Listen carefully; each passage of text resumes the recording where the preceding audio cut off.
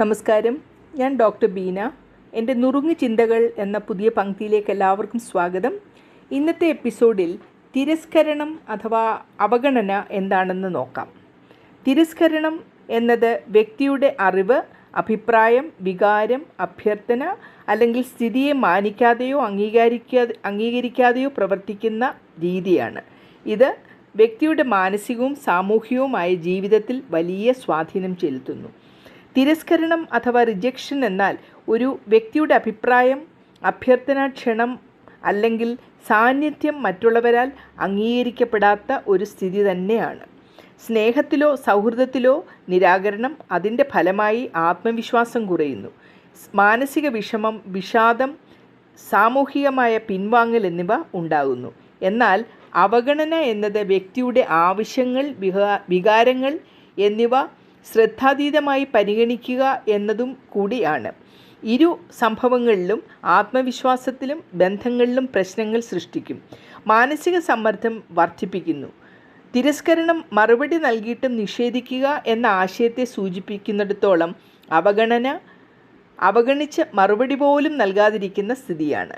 ഇവ രണ്ടും ആത്മവിശ്വാസവും ആത്മാഭിമാനവും ബന്ധങ്ങളെ തകർക്കുകയും ഒക്കെ ചെയ്യുന്നു.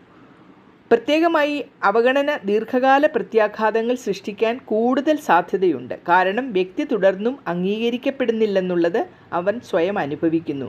ഇതുമൂലം സ്വയം വിലമതിപ്പില്ലാതെ ആകുന്നു.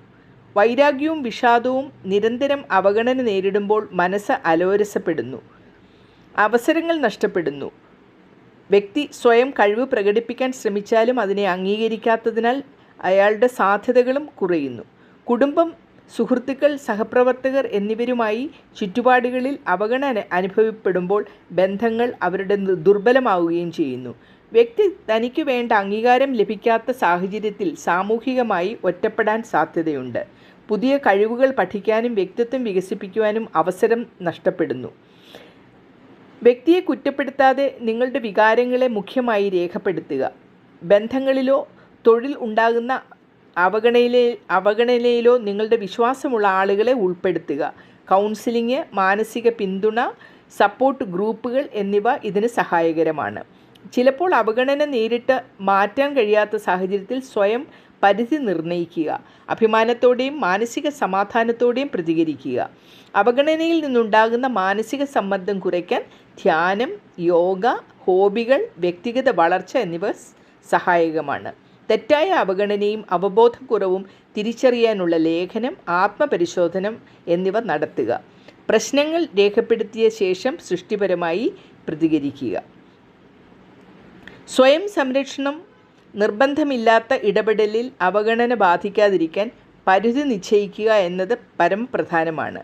സഹനശക്തി വളർത്തൽ, ധ്യാനം, യോഗ, ഹോബികൾ എന്നിവ മാനസിക സമ്മർദ്ദം കുറയ്ക്കുവാനും ആത്മവിശ്വാസം ഉയർത്തുവാനും സഹായിക്കുന്നു. അതിനാൽ ഇങ്ങനെയുള്ള കാര്യങ്ങളിൽ പ്രത്യേകം ഊന്നൽ കൊടുക്കുക. ഇനി പുതിയൊരു വിഷയവുമായി അടുത്ത എപ്പിസോഡിൽ കാണാം. നന്ദി, നമസ്കാരം.